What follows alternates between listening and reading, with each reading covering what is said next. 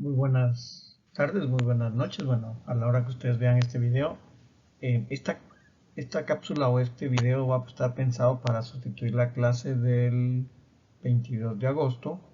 Ustedes saben que acabamos de pasar por las elecciones y entonces tengo un par de compromisos por ahí, pero les voy a dejar este video porque si no quiero realmente que nos atrasemos más en el curso. Ya justamente el día de hoy, 21, pues obviamente se dio un descanso en la escuela, no sé por qué, pero bueno, no tuvimos clases por eso. Y como esta semana teníamos pensado avanzar en este tema del presidencialismo, pues les grabo este video obviamente para pues avanzar, digamos, en este contenido del curso y que podamos entonces tener ya la semana entrante, entrar de lleno en otro tema, en el siguiente tema, que sería el tema del sistema electoral, a menos que ustedes obviamente tengan alguna pregunta, algún comentario o alguna duda con respecto a esta temática. Bueno, entonces entraríamos en el tema del presidencialismo. Pues obviamente creo que ustedes ya más o menos conocen de qué se trata los sistemas no presidenciales, que serían los parlamentarios. Me voy a centrar más en el presidencialismo, que es el sistema que prevalece en Guatemala y que, pues, como este curso está muy enfocado más bien en explicar la realidad de Guatemala, pues obviamente nos vamos a centrar en este aspecto del presidencialismo. Antes de empezar, habría que hablar de este documento, que por cierto ya se los puse en la plataforma de la escuela, de Juan Luis, que habla sobre los peligros del presidencialismo. Básicamente el argumento del INSS es que el presidencialismo, por la forma en que se articula y que se desarrolla, es un peligro obviamente para la democracia. La tendencia del presidencialismo es obviamente a la concentración del poder, y eso por supuesto es básicamente una tendencia que atenta contra la democracia. Ese sería el principal argumento de Linz. El presidencialismo se basa en una serie de elementos.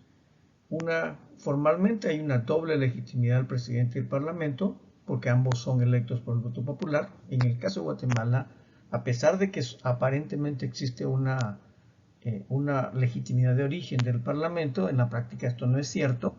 La tendencia en los últimos años es que obviamente el presidente de la República concentra ciertamente la legitimidad o por lo menos la tendencia realmente a que se peleen más, obviamente, los ciudadanos en torno a ello, mientras que pues, la mayoría de ciudadanos no analizan el voto o pues solamente votan por el Parlamento, por los parlamentarios, en este caso los congresistas, los diputados, por un efecto de arrastre.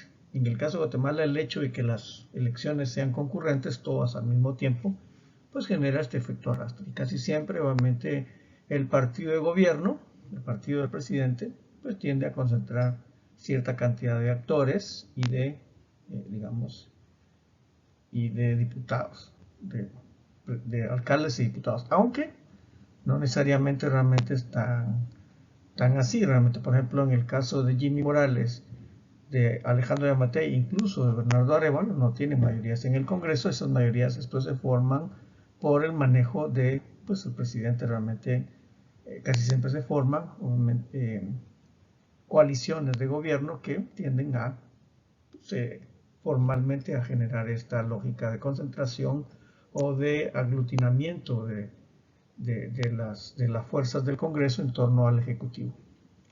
Entonces, aquí señalamos que hay una aparente doble legitimidad y aparentemente realmente hay una separación de poderes. El problema es que justamente esa separación de poderes en países donde funciona la democracia puede haber obviamente una ingobernabilidad cuando el Congreso y el presidente obviamente entran en contradicción. En varios países de América Latina ha sucedido eso, y entonces ocurre como lo que ocurrió en Venezuela realmente, donde pues se disuelve, o en otros países donde se disuelve el Parlamento por la lógica obviamente del presidente, que obviamente ve contrario que al Parlamento como un enemigo. Bueno, en este caso creo que no fue Venezuela, sino más bien fue Perú, en tiempos de Pedro Castillo, en tiempos de Fujimori, también el caso de Guatemala, el famoso Serranazo, en donde pues obviamente Serrano Díaz intenta disolver el Congreso de la República. Entonces siempre cuando esa legitimidad de origen del Parlamento y del presidente funcionan, pues muchas veces puede ocurrir, obviamente, o más bien puede ocurrir que ambos vayan por lados separados y por supuesto entonces esto puede llevar a una ingobernabilidad que termina obviamente muchas veces en crisis institucionales. Entonces esta lógica de doble legitimidad no funciona en todos lados. Aquí les voy a dejar un video obviamente sobre los problemas del presidencialismo y pues obviamente en la descripción del video que le estoy viendo, que le estoy grabando, pues se les va a poner obviamente el vínculo a YouTube donde se pueden ver este video. Continuando con este tema, obviamente en este documento que les hablaba de links, o en otro documento no me recuerdo, pero sí aparece, digamos, una de las cosas que se le critican al presidencialismo es las violencias del Poder Ejecutivo, porque obviamente tiene el problema de que está subordinado formalmente a un diseño que no depende de sí mismo, sino depende del poder legislativo o del poder constituyente. Aparentemente, el poder ejecutivo, o más bien el presidencialismo, más bien hay una legislación reservada al Congreso y una ejecución de leyes reservada al presidente. El régimen presidencial entonces se presenta como una combinación de la separación de poderes y la preeminencia presidencial. Insisto, eso es en el diseño. En la práctica, como aparece en esta lámina o en esta ilustración, pues frecuentemente en América Latina sucede que a pesar de que existe esa división de poderes, en la práctica es el ejecutivo el que comanda al legislativo y al judicial, como obviamente ocurrió en el caso de Guatemala, por medio de la cooptación en el nombramiento del organismo judicial.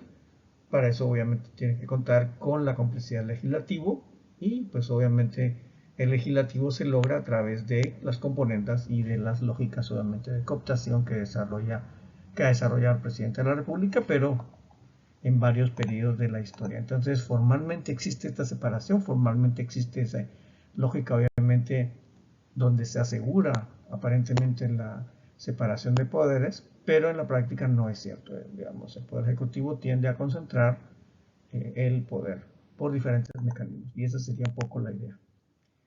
En ese caso, por ejemplo, hay un avance del autoritarismo o de la autocracia. Les voy a dejar estos dos videos para que ustedes lo puedan ver.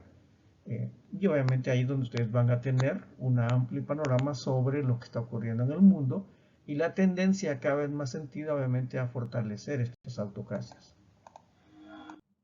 Bueno, ya entrando en el tema especialmente de Guatemala, uno puede ver, digamos, que el peso de la historia es muy grande. Realmente creo que en la práctica la lógica presidencial se demuestra en alguna medida realmente en este libro, en esta obra del señor presidente.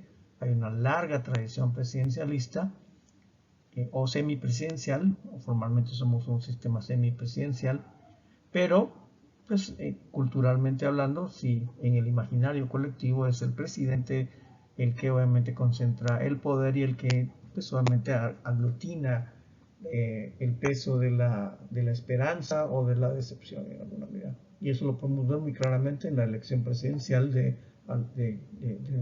Bernardo Arévalo, por supuesto.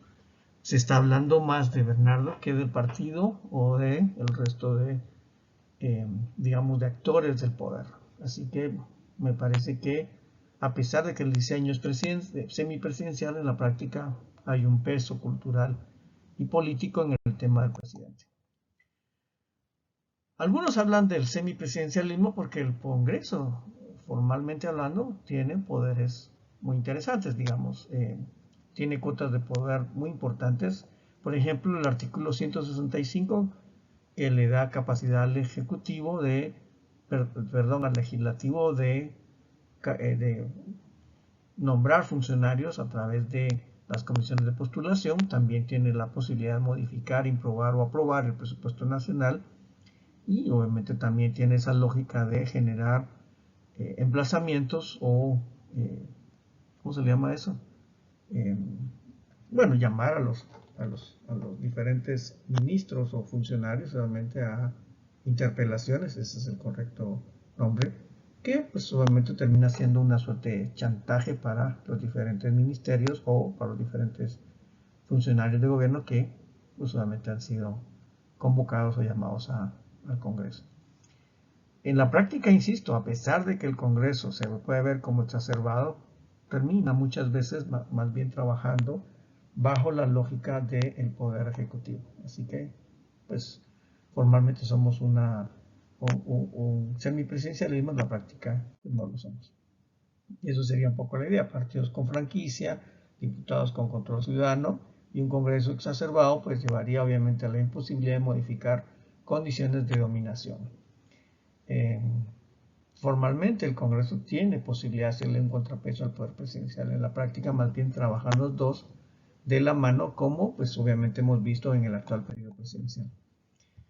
En la práctica, entonces, el problema del presidencialismo es que a pesar de que existe una separación de poderes y todos los demás elementos que hemos ido viendo, realmente en la práctica se concentra el poder en el presidente de la República y esto es lo que lleva, obviamente, a la tentación caudillista, a la tentación autoritaria, a la autocracia que ustedes van a ver en el video. Y esto, pues, obviamente es un problema que la ciencia política va a tener que explicar con toda propiedad. Así que